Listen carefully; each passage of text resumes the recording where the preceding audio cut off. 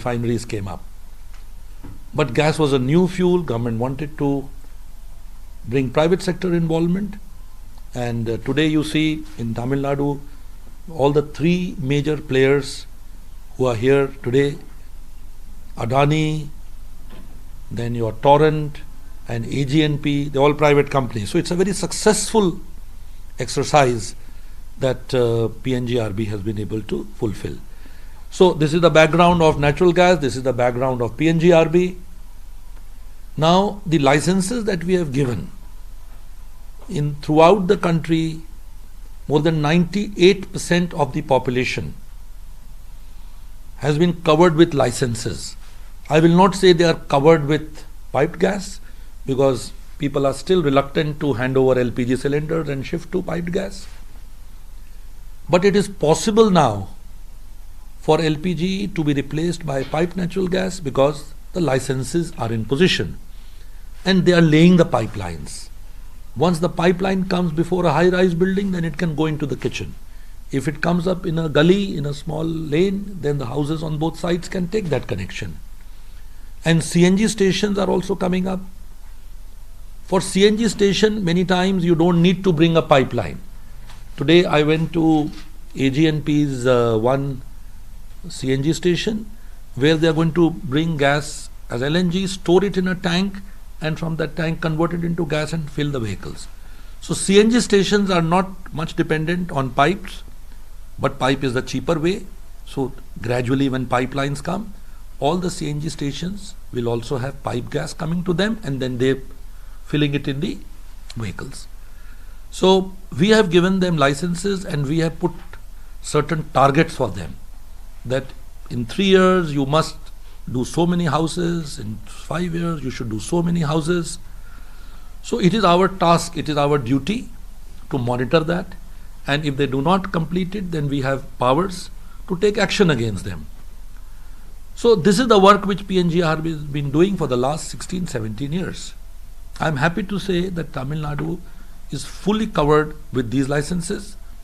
Chennai city has Torrent, and just outside the Kanchipuram GA, which has your outer area, is with AGNP, and Adani is in other places. So I have come here to see, supervise, to monitor, to encourage them. And what has happened is that since it is a new gas, many people are reluctant. They say that we are happy with LPG, why should we take PNG? Then the local bodies don't give permission very readily because it needs digging up. A pipe has to be dug up, so they're afraid that they are Dahmer roads, they are asphalted roads. Many people who have very nice houses, in their kitchen they have marble, they have granite, so the yellow pipe will come in, they are also reluctant. So what we have done is, we have launched a nationwide drive which started on the 26th of January. So from 26th of January till 31st of March, we have launched a nationwide drive to make people aware that look, it is a clean fuel. Natural gas is at least 20% less emission than diesel and petrol, and it has got 50% less emission than coal. It's a clean fuel. It's convenient. It, like water comes into your house, you switch a tap on, you put it, you get the flame going. So unlike LPG cylinder, you have to go fill it up, etc. Then LPG is mostly imported, but PNG is half imported, half we produce in our country. So it is clean. There are other advantages. If it leaks, then it's a light gas, it goes up in the air. LPG is not a light gas, it settles down and there is a fear of fire, etc. And it is cheaper. It is cheaper than LPG, it is also cheaper than petrol.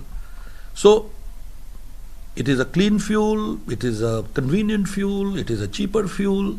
So this campaign that we have launched is meant to make people aware and tell these companies that go to people's homes, convince them, get the pipeline laid, convince the local bodies, please give us permission. So today I happen to be here because it's a very tight schedule. It's a Sunday. I couldn't meet the Tamil Nadu government officials. Maybe I will come again and I will meet the Chief Minister. I will also like to call on the Honorable Chief Minister, Chief Secretary, and seek their support. That this is, and the Prime Minister has given a call that the share of natural gas in India's energy is only 6%. Globally, it is 25%. So India also wants to be a developed country. We also need to grow this clean fuel, sustainable fuel in our energy mix. So I have basically come here and I, laid the foundation stone of one CNG station of Torrent, and I went to the other one, as I told you, and I've seen their offices, went to AGNP office, I've met with the officials of all these companies. So after your press conference, I'm going to review the progress in Tamil Nadu, and I do hope that through your support and cooperation, you will help us to run this campaign successfully, reach out to people and tell them that piped natural gas is good, compressed natural gas is good vehicles. So electric mobility will take some time, not before 15 years, 20 years. The charging stations on all highways and uninterrupted supply of power is a little far away. So until then, this is a bridge fuel. For the next 15, 20 years, CNG is the best fuel for the country for transport, and piped natural gas, of course, is a sustainable fuel for the next 50, 60 years. I don't see any challenge to it as a cooking fuel. So this is my message to you. Thank you very much for coming here in such large numbers and hearing. If the economics are so compelling, why is that these things like, laying a pipeline, breaking the kitchen wall and so on, are those things so important? Why is the adoption not picked up in the south? When LPG came, my mother tells me that people were reluctant to put LPG into their house. They said it is a bomb, it will explode. So I think change is something which people resist. LPG, 2 cylinders you have in your house, you are confident, ye chalega. Piped natural gas, what happens if it doesn't come? So we did a survey recently, we found that people are keen. One reason is that the pipeline has not reached, because these are new developments. So let's say I was talking to Mr. Abhilesh, CEO of AGNP, in his area, I think, what is that area called? Or the new building? OMR Road. There are, I think, he was saying 500 buildings, 50,000 apartments. So now the pipeline is going in front of everybody's apartment, and he is confident that by the year end, he will give 50,000 connections. So it's a slow progress, new, I think a resistance to something new. Does India have a gas storage capacity, Look, Because storage. the LPG is more expensive, right? So there is enough gas storage. No, storage gives us comfort. India produces 50% present consumption, 50% is imported, 50% we produce in KG Basin, Bombay High, in Gujarat, even in your Kaveri Basin we produce oil and gas, and in Assam. So it's a constant supply. The reservoir behavior is, people know that this is going to keep producing. And ONGC, Oil India, Reliance, all these people have entered into firm arrangements that we will keep giving you gas. So gas is going to keep coming. Storage, we need to have gas storages. And now that gas is becoming significant, because if you do storage, there will be a cost. So that cost will be passed on to the consumers. So now Petroleum Ministry is thinking of creating storages, and we are also thinking. But LNG terminals are not, they also serve the function of a storage, but they are not principally storage. They are the place where this gas which comes under minus 160 degrees centigrade, it is stored in that shape. Ships keep coming, going, so some constant supply has to be maintained. So they are not storage per se. What you have in mind, storage, tomorrow if there is a war in the Gulf and the imported doesn't come, that storage we are yet to build. So like we have storage for oil, Visakhapatnam and Bangalore. Is there a plan to build storage? There is a plan to build this storage also. Can you tell us a little more about those plans? Now what has happened is, let us not forget, the pipeline is also a storage. Okay. So we have got pipelines in the country to cater to almost, I think, 350 million standard cubic meters of gas per day. The pipeline's carrying capacity. But the consumption presently is not more than 180. Now, pipeline is a phenomena where you have to fill it up. If you don't fill it up, It won't gas will not move. So we already have a storage in the pipeline system. Number two, the LNG regasification terminals, Ennore, Dahej, Hazira, Dabhol, and your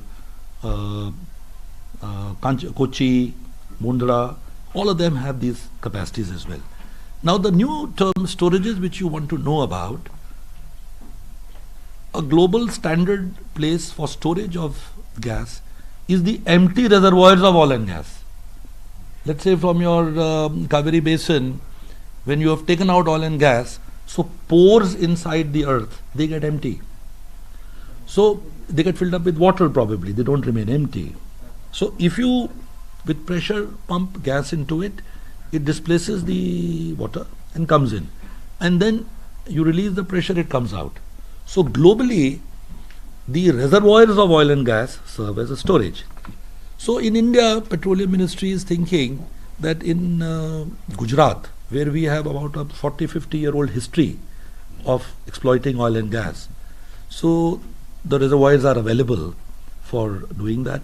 So they are thinking of doing that, and we will also support them that in the tariff which I fix for pipelines, there we can build in a little cost to take care of that cost. So that is what is still, the blueprint is being made. I think GAIL has been asked by the Petroleum Ministry to prepare the plans for gas storage. So let us see, it is happening. I have another question. I've read in one of your own interviews earlier where you have made this very interesting point that the gas market is highly fragmented. You have administered price, you have non-administered price, and then you have prices fixed application-wise.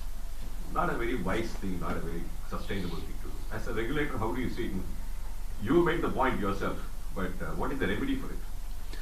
Look, firstly, pricing has been kept out of my domain. So I can only do pricing for the pipelines, because these pipelines ultimately will convert into common carrier. So today, let us say Torrent has got rights to sell, so they are laying the pipelines. I think exclusivity is 25 years, 30 years? 20. So for 25 years, the pipeline exclusivity. I think marketing is for 15 years? 8. For 8 years, nobody else can sell gas in Chennai. After 8 years, somebody else can request Torrent, but I also want to put my gas and sell. So I will fix the tariff. Otherwise, let us say theoretically, if Torrent didn't want somebody else to come in, they'll ask a bomb for the transportation tariffs. So we have been given those rights. So the pricing per se is not in my domain, only the pipeline business. But the pricing of ONGC gas, the problem comes in because ONGC's gas has been allocated for some uses at a lower price. But 50% of the gas which comes into the country comes from Qatar or USA or Australia. It comes at international prices. So this is what I have mentioned. It's a historical issue, legacy issue. When gas was coming in, you wanted to create usage for it. So you said, okay, we'll give you cheaper. Now the migration from that regime to the new regime is little complex. And I'm sure that the same thing happened in oil. In petroleum products in 2002, when the APM was finished, administered pricing mechanism, then the government said that we will no longer control the prices of diesel and petrol. And even ONGC was immediately given market prices for its crude production. But it has taken some time now for the last, since the NDA government came in, so last 6, 7 years, 8 years, now diesel and petrol prices are market determined. So it took some time. No, that is for you to say. I will not say it. Yeah. So anybody else other than my friend here? Otherwise we can come back. About prices being competitive. When you compare LPG and CNG, what's the price difference there? And we are not, as consumers, you can't see prices changing. It's not very transparent. You don't get to see prices very transparently. LPG, there's an announcement every month. We know there's a change. When the change is going to be. Doesn't happen with CNG. You are right. PNG is, as I mentioned to you, that largely in the hands of the government companies. When it is in the hand of the government companies, there is a greater sensitivity to the price and the government's oversight is more interfering. In the case of piped natural gas, it is in the hands of the private sector and we want them to develop on free principles. But it is not that the government has no role in the price of the PNG. The reason being that government is giving them cheap natural gas from ONGC to sell to two segments, which is cooking and transport. For industry and commercial, we don't give them cheap gas. It's up to them. They know very well that if they make it expensive, people will no longer take, so they are conscious.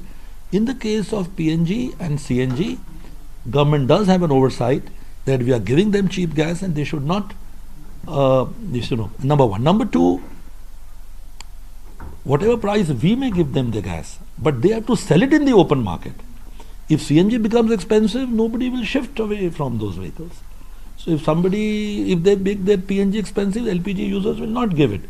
So just like any other commodity, government doesn't necessarily control prices of surf or washing powder or soap, etc. So we have to make sure that there is a competition. That is why after exclusivity period, others will come in and then market forces will prevail.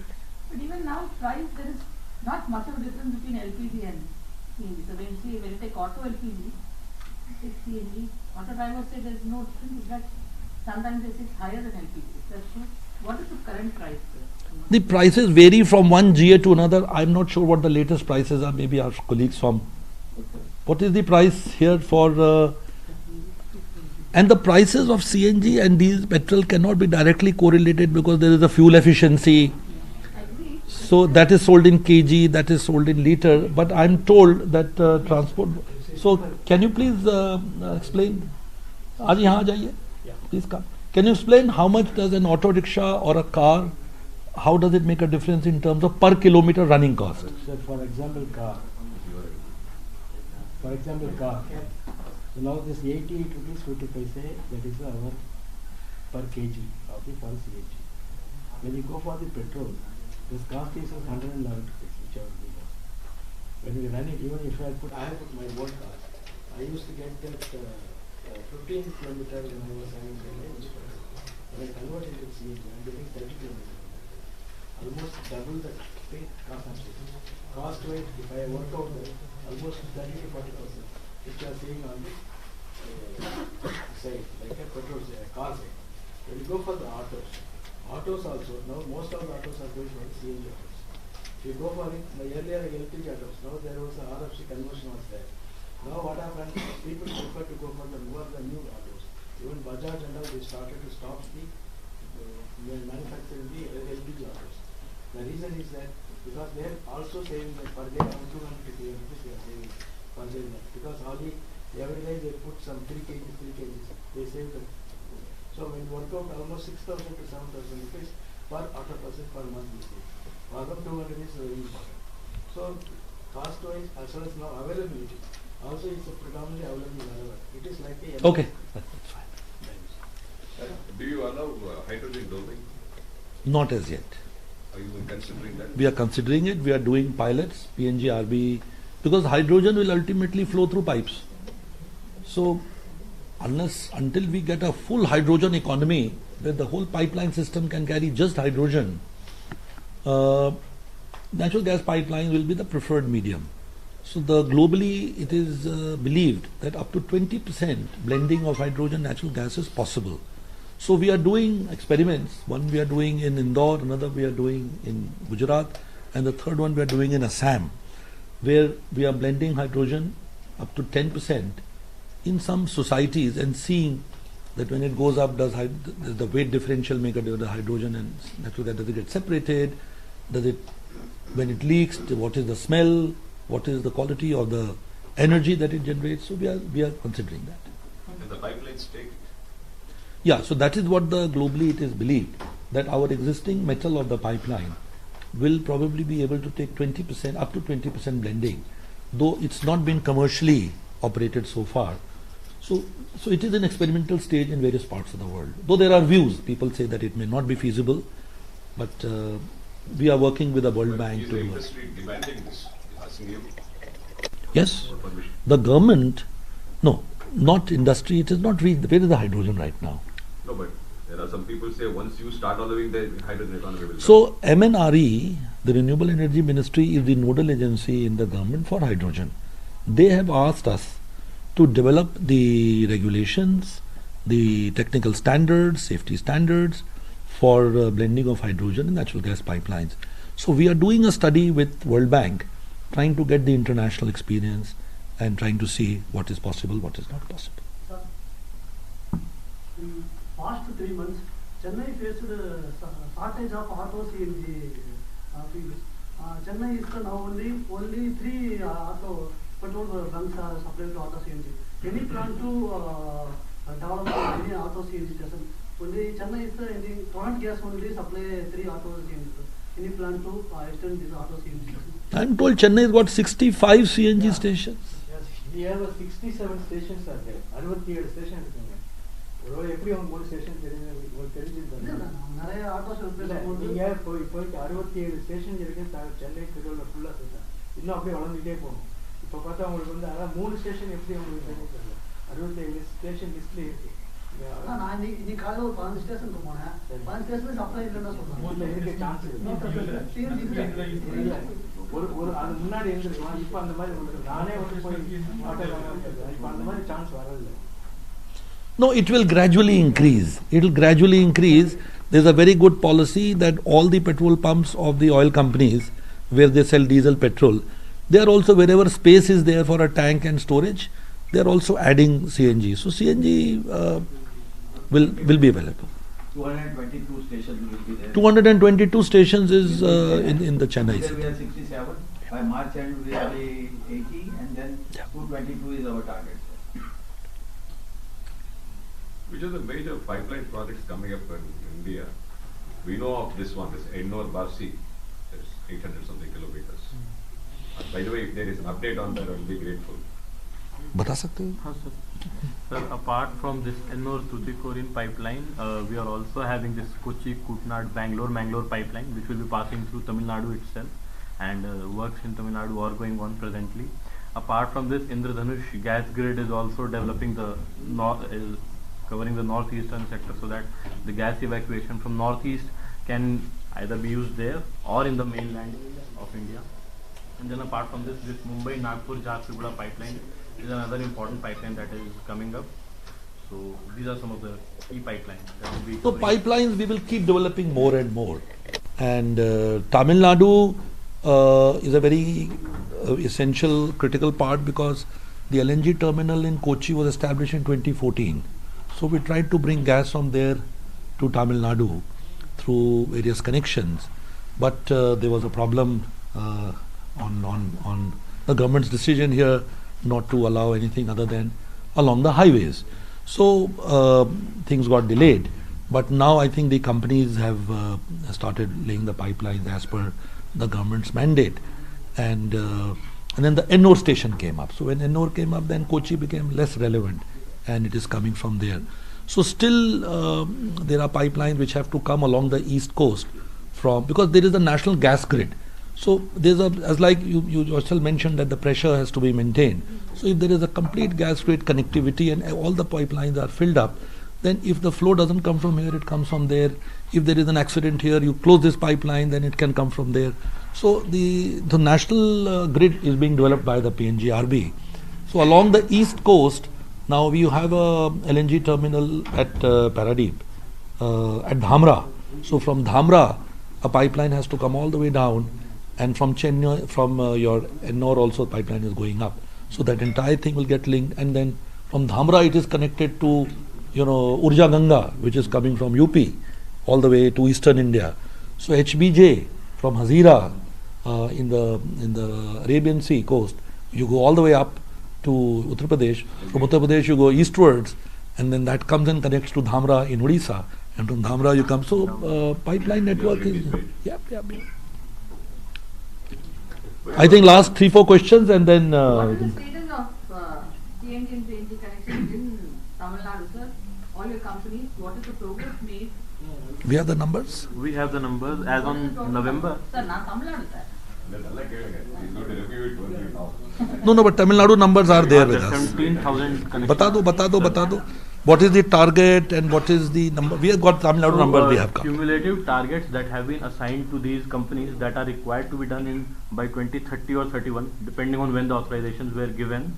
The cumulative target is about 2.2 crore, and till date they have done more than 17,000 connections, and other works are in progress.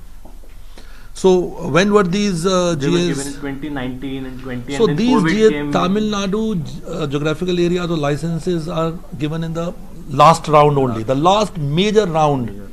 You see, right now I am doing a round for Northeast, Sikkim, Srinagar and Ladakh. So that before this, the main round which happened was only in 2019. 2 years of COVID. right? 2 years of COVID. So Tamil Nadu has not seen a major growth because of the only recent development. But the you can say that there is a lot of pipeline which is being laid. Yes. but the target is to go to 2.2 crores. So actually the target is all the LPG users are under our focus. They should convert. But still, I think the ones which are getting under PM Ujjwala Yojana, they probably get subsidized, and in the rural areas, in the villages, PNG will be the last to get there because the cost of laying the pipeline in those dispersed villages will be high. So is the target deadline being shifted, sir? So deadline was 2.2. No, I think the deadline for 220, the target for 2030 will remain. yes, sir. It is only the the MWP the minimum work program commitments were deferred. But the target for achievement of 2.2 crore by 2030-31 remains. Any last questions? LNG importation terminals, I understand that they're only about half utilized capacity. It's a waste of... Sir, you know the entire oil and gas industry, it seems. Yeah, so it is, you are saying it is waste. It's lying, no? Underutilized is a waste of capital, no? LNG terminal, yeah. What is the ministry doing? No, I'm not ministry. But LNG terminals and pipelines are like highways. First highway comes, then car comes. So LNG terminals are set up, then people get assured LNG milega. Then they set up fertilizer plant, they set up power plant. Some of it starts beforehand. Nobody sets up a 4,000 crore investment without some, contractual arrangements. Now that is one. The second, so these terminals will get utilized with the passage of time.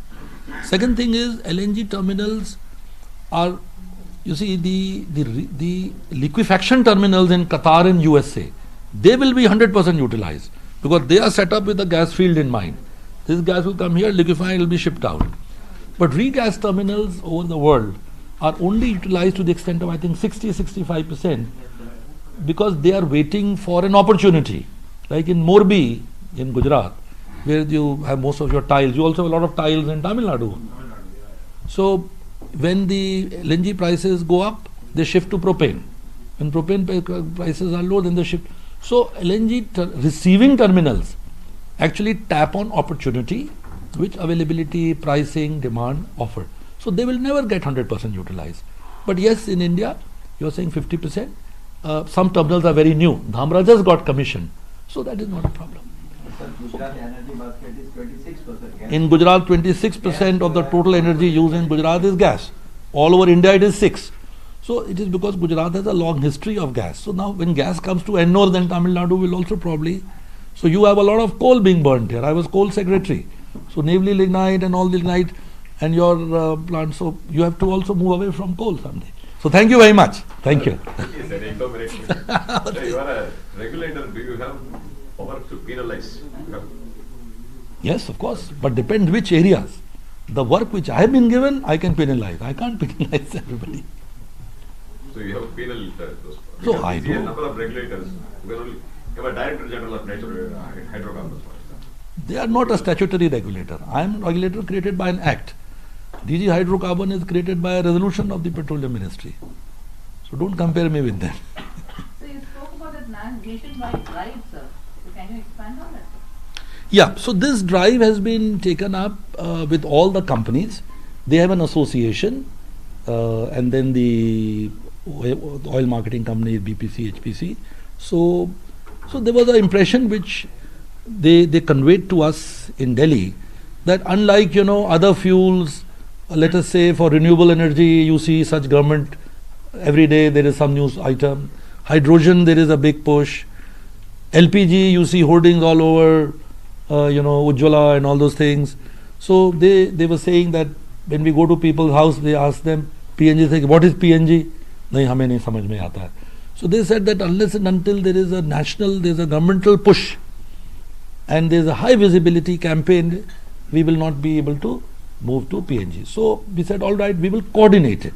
So we brought all the oil companies, gas companies together, and we got some advertisement matter prepared.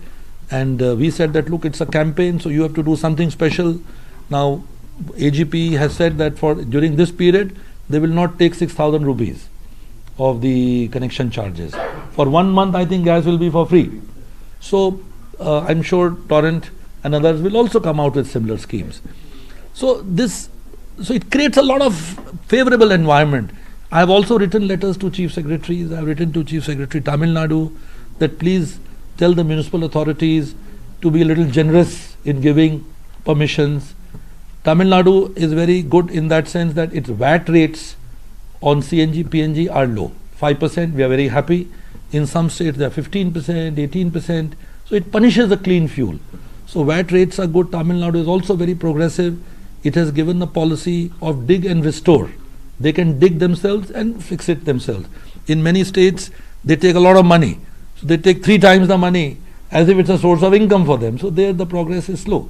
So I have a feeling that in Tamil Nadu, the achievements are going to be much better very fast. Any other thing?